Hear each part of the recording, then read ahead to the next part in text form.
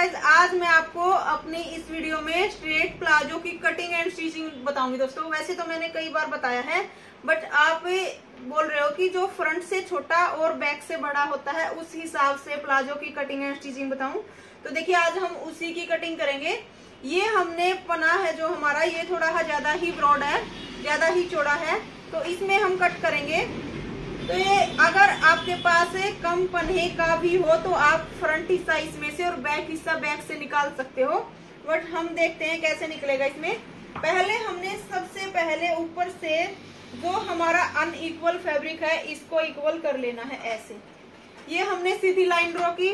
उसके बाद हमने, जैसे कि हमारी लेंथ है वो 34 इंच है। अब एक बार इसको बाद में समझना, ये हमारी लेंथ है, लेंथ हमारी 34 है, तो हमने सबसे पहले लेंथ का निशान लगा लेना है।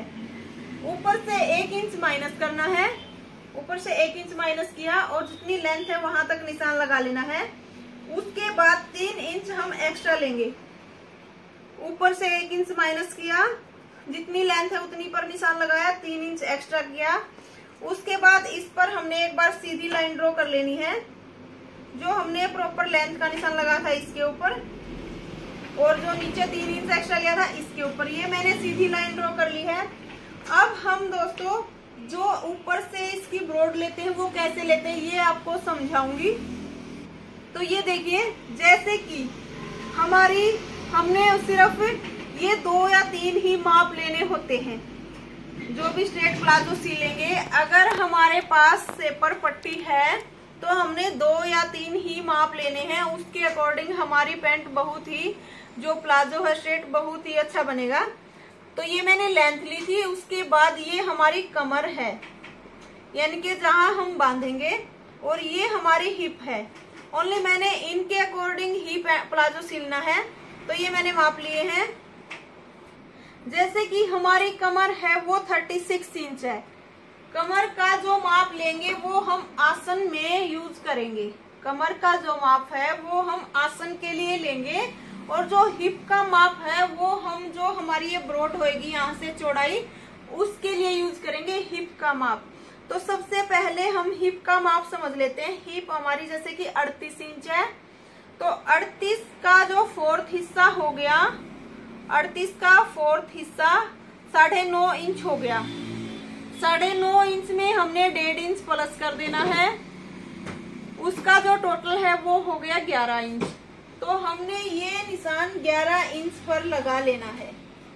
यहाँ 1/2 इंच मैंने छोड़ देना है क्योंकि यहाँ अनइक्वल फैब्रिक है हमारा, तो यहाँ से 1/2 इंच छोड़ते हुए मैंने 11 इंच पर निशान लगाया, और 11 इंच पर ही हमने यहाँ पर सामना देखने के लिए निशान लगा लेना है, क्योंकि हमने ये लाइन बिल्कुल सीधी रखनी है।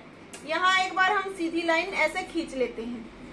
तो ये हमने जो माप लिया है वो लिया है हिप के हिसाब से। अच्छा, अब हम जो इसका आसन का निशान लगाएंगे वो लगाएंगे हम कमर के हिसाब से।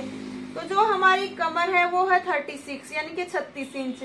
उसका जो 4th हिस्सा है, जो हमारी कमर है उसका 4th हिस्सा है वो है 9 इंच। 9 इंच में हमने फिर से 1.5 इंच प्लस करना है। 9 इंच में हमने 1.5 इंच प्लस करना है, उसका जो टोटल है वो हो गया 10.5 इंच। अब हमने दोस्तों 10.5 इंच पर यहाँ निशान लगाना है इस तरह से। जब हम निशान लगाए 10.5 का यहाँ पर, तो हमने इस चीज का ध्यान रखना है, बेल्ट का हमने 1 इंच ऊपर की तरफ निकाल देना है। ऊपर हम पेस्टिंग लगाएंगे, बैक में, फ्रंट में पेस्टिंग लगाएंगे जो बेल्ट बोलते हो, और बैक में हम इलास्टिक लगाएंगे। तो जो ऊपर बेल्ट लगाते हैं उसका 1 इंच ऊपर की तरफ निकाल देना है, और 10.5 इंच पर हमने निशान लगा देना है। अब आपको समझ आ गया होगा 10.5 हमारा कैसे आया, और जो ये 11 इंच हमने चौड़ाई का लिया था ये हमारा कैसे आया। तो दोस्तों ये जो मैंने तरीका बताया है, ये कोई भी माप आप किसी के भी साइज में सिलोगे एकदम से परफेक्ट बैठेगा। तो आप ये तरीका फॉलो कर लेना, एकदम से अच्छा प्लाजो बनेगा। अच्छा, फिर भी मैं आपको बता दूं कि हमारी कमर और हिप में क्या अंतर है, कि मैंने कमर और हिप कैसे अलग अलग मापी है। तो कमर जो हम मापेंगे दोस्तों इस तरह से मापेंगे, जैसे कि जहां हम बांधेंगे, जैसे कि यहाँ हमने बांधना है तो ये हमारी कमर है, इसका माप मैंने यहाँ से लिया है, इसको हम आसन में यूज करेंगे। अच्छा, जो हिप है उसका माप मैंने थोड़ा सा नीचे की तरफ ऐसे करते हुए लिया है, जो हमारी बैक थोड़ी सी उठी होती है वहां से हमने हिप का माप लेना है और हिप के अकॉर्डिंग हमने ये चौड़ाई ली है। बस यही तरीका है। अब हमने क्या करना है दोस्तों, यहाँ से 2.5 इंच एक्स्ट्रा लेना है। ये नॉर्मल माप होता है, उसके लिए हम लेते हैं 2.5 इंच एक्स्ट्रा। अगर ज्यादा हेल्दी नहीं है तो आप 2 इंच तक भी ले सकते हो, और ज्यादा ही हेल्दी है तो आप 3 इंच तक भी ले सकते हो, 3.5 इंच तक भी ले सकते हो। तो 3 3.5 इंच नीचे कम से कम 2 और 3 3.5 इंच तक आप ये यहाँ पर क्रोच का माप ले सकते हो। मैंने लिया है 2.5 इंच, ये भी सभी साइज के लिए मैंने बताया है। अब हमने नीचे से मोहरी का निशान लगाना है, वो हम कैसे लगाएंगे वो आपको बताती हूँ। जैसे कि ये हमने माप लेना है, यहाँ से ये हमारा 13.5 इंच हो रहा है, तो 13.5 का हमने ऑफ करना है, तो हमारा हो गया 6.25 इंच। यानी कि इसको हम जब ऐसे फोल्ड करेंगे तो ये हमारा 6.25 इंच हो रहा है, 7 से बिल्कुल थोड़ा सा कम। तो 6.25 इंच पर हमने यहाँ पर निशान लगाना है। जैसे कि एक बार तो हम यहाँ पर लगा देते हैं, 6.25 इंच पर मैंने निशान लगाया, 6.25 इंच पर ही हमने यहाँ पर निशान लगा लेना है। ये 1/2 इंच मैंने वैसे ऊपर से ही छोड़ रखा साइड से, तो 6.25 इंच पर मैंने ये निशान लगाया। अब आपने मोहरी कितनी रखनी है वो आपने ध्यान देना है। मैं जितने भी इंस्टाग्राम पर स्ट्रेट प्लाजो पहनती हूँ उसकी मोहरी 9 इंच की रखती हूँ। आप कई बार पूछते हो कि मैं कितनी रखती हूँ, तो मैं 9 इंच की ही रखती हूँ लगभग। तो ये देखिए, जैसे कि हमने 9 इंच की मोहरी तैयार करनी है स्ट्रेट प्लाजो की, तो यहाँ से हमने 4.5 इंच लिया, यहाँ से भी हमने 4.5 इंच लेना है, यानी कि हो गया हमारा टोटल 9 इंच। 4.5 इधर से और 4.5 इधर से। ये मैंने इसके सेंटर से निशान लगाया है, जो हमने ये लाइन यहाँ से ली थी, यहाँ से निशान लगाया है मोहरी का। अब हमने इस निशान के साथ इसको मिलाना है। इसको मिलाने के लिए हमें जरूरत पड़ेगी सेपर पट्टी की। ये हमने यहाँ से इसको ऐसे उठाया और इस तरह से निशान मिला देना है। उसके बाद हमने ये निशान कहाँ तक मिलाना है ये भी ध्यान देने की बात है। इस लाइन को आप सीधा कर लीजिए यहाँ से, तो ये निशान हमने इस लाइन तक मिलाना है। इसको भी हम एक बार मिला देते हैं। यहाँ से हमने मिलाया। अगर हम सेम ऐसा का ऐसा कट करेंगे तो हमारे यहाँ पर कॉर्नर बनेगा, जो कि एकदम से अच्छा नहीं लगेगा, बहुत ही गंदा लगेगा। तो हमने क्या करना है, हल्की सी शेप दे देनी है। यहाँ से हमने सेपर पट्टी को इस तरह से रखा और ये राउंड इस तरह से घुमा कर लेना है, तो ये हमारी एकदम से राउंड सा बन जाएगा यहाँ पर और बहुत ही फिनिशिंग आएगी। एक हमने यहाँ पर भी राउंड दे देना है दोस्तों, इस तरह से। आप हल्का सा राउंड दे सकते हो 1.5 इंच की दूरी पर ही।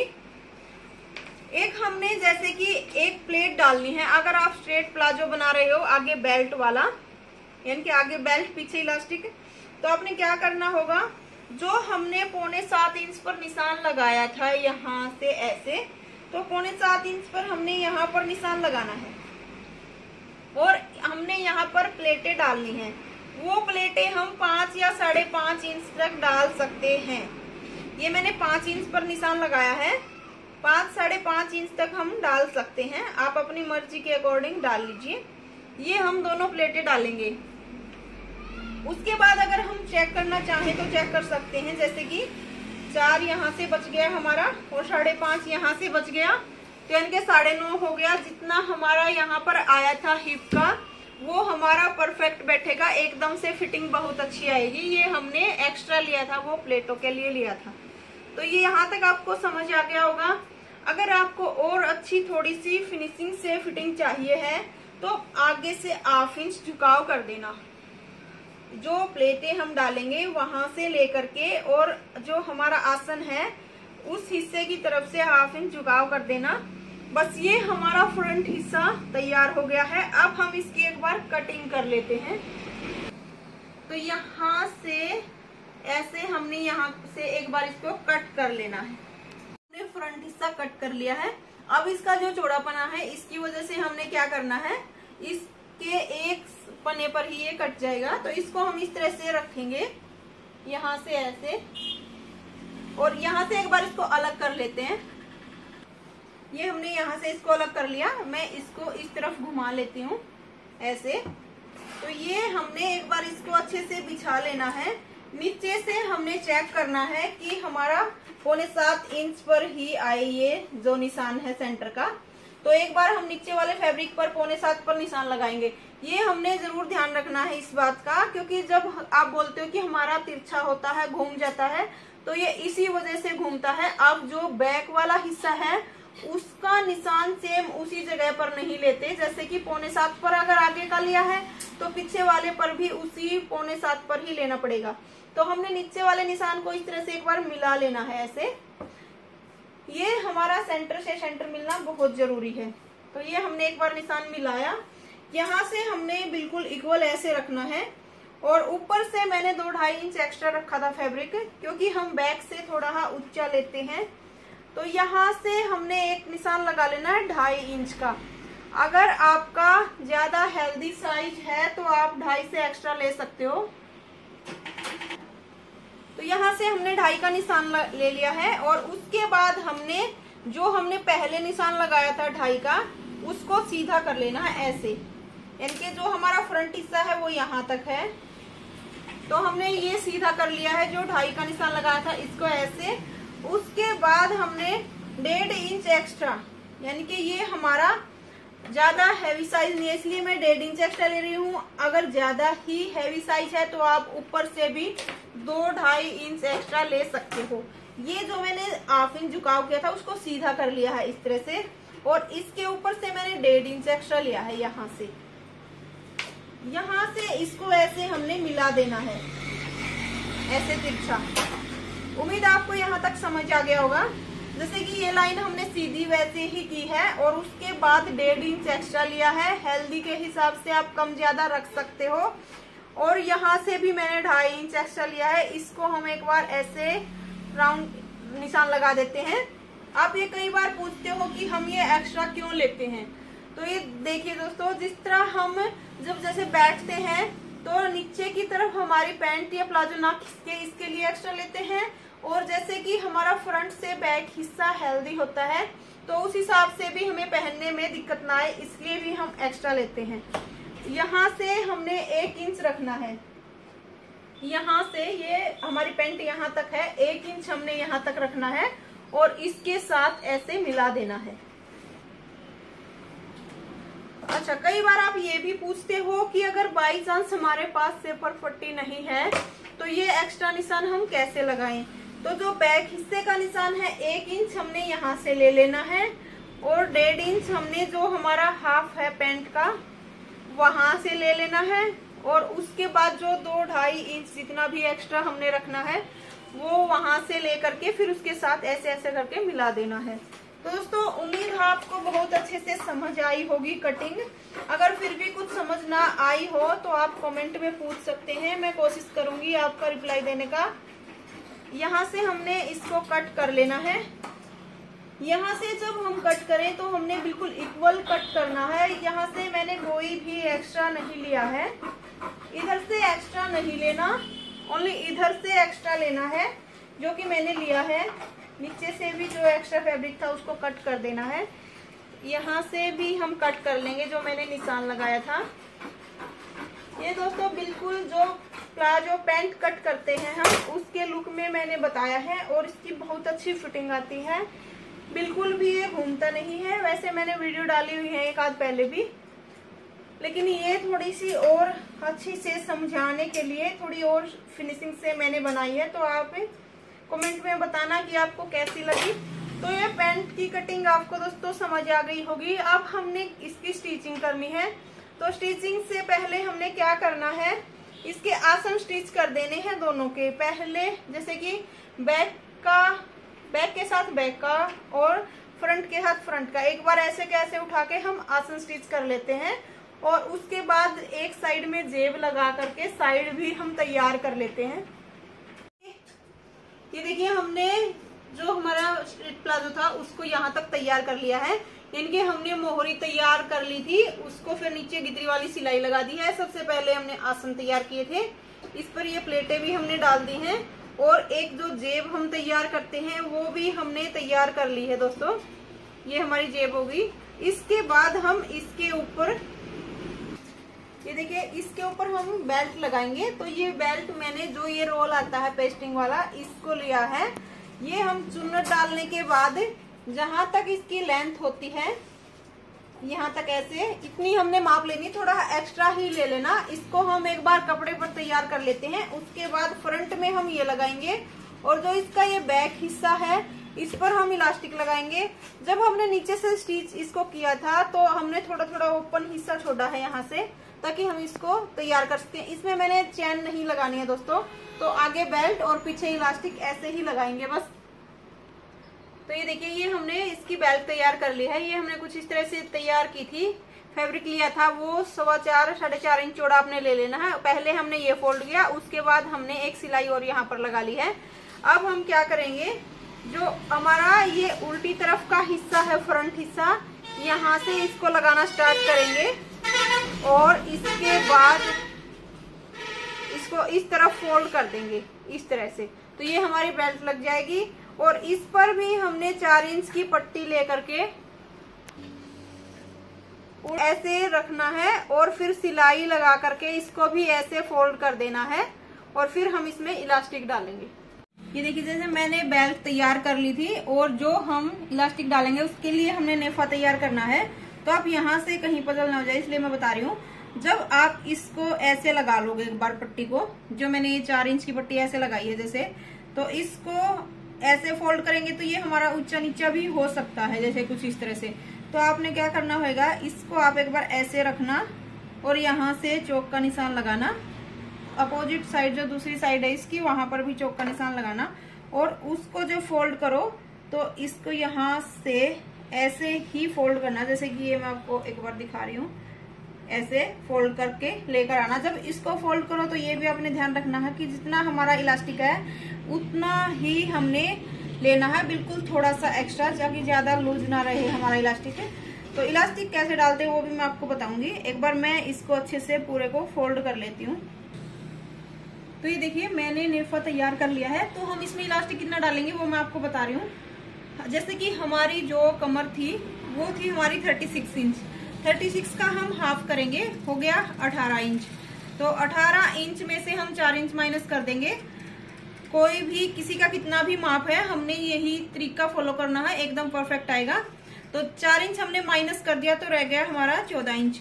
तो 14 इंच का हमने इसमें इलास्टिक डालना है। एक तरीका है ये, और एक तरीका ये भी है दोस्तों, अगर आपको ये समझ ना आए तो जैसे हमारी जितनी भी बैक है, एक साइड का हिस्सा हमने माप लेना है। अगर एक साइड का हिस्सा बैक का हम इलास्टिक डालेंगे तो वो भी परफेक्ट आएगा, अगर आपने बैक में इलास्टिक डालना है तो। बट ये चीज ध्यान रखना, ये मेरे तरीके में ही काम आता है, आपका मुझे पता नहीं। जिस तरीके से मैंने पैंट काटी है, तो बैक का एक हिस्सा लेना, और जितना भी हमारा हिस्सा है उतना इलास्टिक डालेंगे तो वो भी सही है। तो दोनों में से एक तरीका फॉलो कर लेना। जैसे कि मैंने 14 इंच का ये इलास्टिक लिया है, और इसको हमने सेफ्टी पिन की मदद से पूरे में डाल देना। फिर हम साइड वाली सिलाई लगा के कंप्लीट होने के बाद दिखाती हूँ। तो ये देखिए गाइस, हमारा ये स्ट्रेट प्लाजो एकदम से कंप्लीट हो गया है। ये इसमें मैंने बैक में इलास्टिक डाला है, और जो इसका फ्रंट है ये इसमें बेल्ट डाली है, और साइड में इसके मैंने पॉकेट लगाई है। ये देखिए ऐसे। तो ये बहुत ही फिनिशिंग से बना है। आप इसके डालने के बाद भी एक बार वीडियो देखना, ये बहुत ही सुंदर लग रहा था। ये कहीं से भी नहीं खिंचाव हो रहा। आप कई बार बोलते हो कि आपका क्रोच से खिंचता है, तो इस प्लाजो की जैसे मैंने कटिंग एंड स्टिचिंग बताई है वैसे आप भी करना, कहीं से कोई भी खिंचाव नहीं आएगा। ये सभी माप के लिए एकदम परफेक्ट तरीका है। थैंक यू दोस्तों।